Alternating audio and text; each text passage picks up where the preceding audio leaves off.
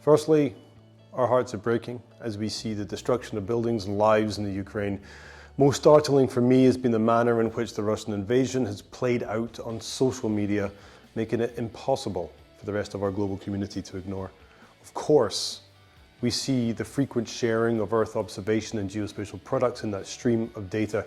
Clearly, the notion of situational awareness has been a central use case of mapping for centuries, even millennia, but it's extremely disingenuous to talk about trends in geospatial technology against a backdrop of both personal and international tragedy. It also seems somewhat macabre to talk about the uses of geospatial technology in the conflict. So instead, I want to talk a little bit and reflect a little bit on supply chains.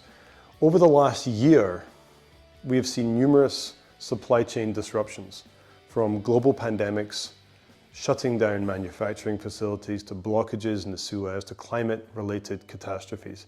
And now we see conflict-related disruptions. It's worth noting that our previous reliance on labor and resource arbitrage associated with globalization, the foundation of globalization, appears riskier and more fragile than we once thought. This is less of a concern in knowledge work, but we must ensure that the bits we are moving are only those we want to move. That's just a gentle reminder to think about to whom we work with and what we might be doing with that work. In considering supply chains, geography can be relevant in so many ways. These might include economic indicator monitoring, supply chain risk assessment, logistics and routing. With economic indicator monitoring, we're using Earth observation technologies to count containers, vessels, human activities, to try and capture market trends.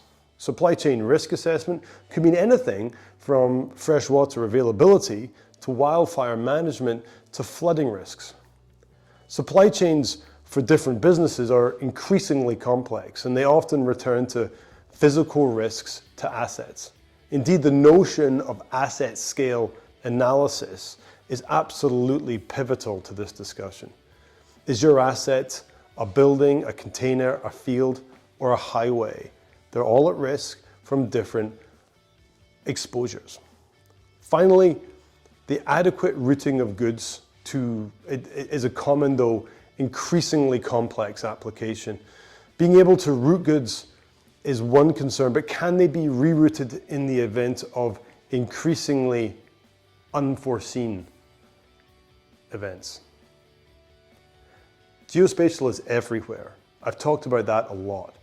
So this is an opportunity to be conscious of where geospatial knowledge can be a force multiplier for good, but also otherwise.